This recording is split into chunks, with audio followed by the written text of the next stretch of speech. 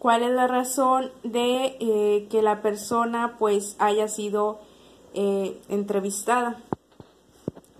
Nos pasamos al cuerpo principal, que es donde se exponen las preguntas y se obtienen las respuestas. Bueno, pues aquí en este punto ya es cuando el entrevistador comienza a hacerle las preguntas al entrevistado y ya conforme se las va dando, él pues va respondiendo. Después nos pasamos a la conclusión, que es donde el entrevistador hace un resumen de los puntos tratados. Y de aquí al cierre, que se despide al entrevistado y se agradece por su participación. Se agradece por pues haber tomado un poco de su tiempo y pues contestar las preguntas. Pasamos a las preguntas de la entrevista. Dentro de ellas se encuentra la abierta, que es donde el entrevistado responde y expone sus puntos de vista libremente. O sea que no hay límites en la pregunta. El entrevistado pues puede responder lo que él considere que es necesario. Nos vamos a la abierta cerrada, que permite al entrevistador responder con cierta libertad, aunque solamente sobre los puntos o la idea que son del interés del entrevistador. Como por ejemplo, a lo mejor hay pues ocasiones donde el entrevistador quiere enfocarse en algún tema en especial, entonces le hace preguntas pues enfocadas a que el entrevistado responda lo que él quiere que le responda. Y así pues hace su nota dependiendo de lo que él quiere enfocarse. Nos vamos a la pregunta cerrada, que es donde el entrevistador pregunta en forma concreta sobre cierto dato o información específica en poco tiempo.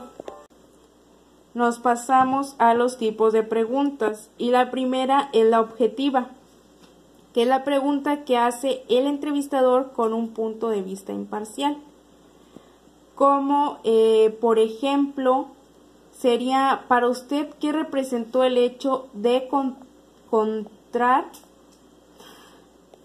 Como por ejemplo, para usted, ¿qué representó el hecho de encontrar en su país personas involucradas con el terrorismo?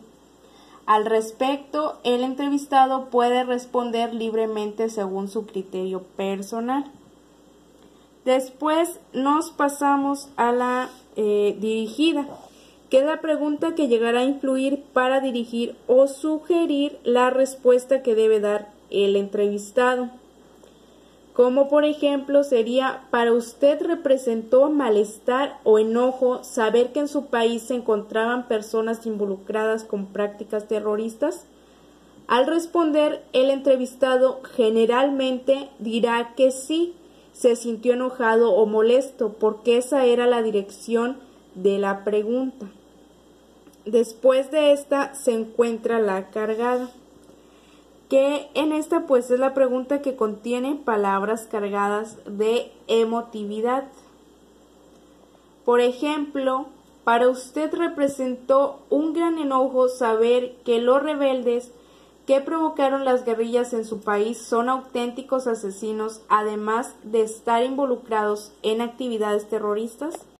Bueno, pues aquí como por ejemplo la palabra gran enojo, rebeldes, guerrilla o auténticos asesinos, pues van creando un ambiente psicológico que es negativo y puede pues motivar al entrevistado a responder más emocionalmente que racionalmente, debido al sentimiento provocado por el entrevistador. Nos vamos a los tipos de entrevista. Los tipos de entrevista son 4 y se trata de la informativa, de entretenimiento, persuasiva y persuasiva. Ya por último, vamos a ver esta tablita que es sobre los tipos de entrevista. El primero habla por su propósito informativo o persuasivo. Dentro de este se encuentra la periodística, que se trata de difundir la información a través de un medio masivo. También está la judicial, que decide qué acción legal se debe de seguir. La diagnóstica, que llega a una conclusión sobre un tema o un asunto. También está la terapéutica, que trata de mejorar, solucionar o remediar algún mal o problema.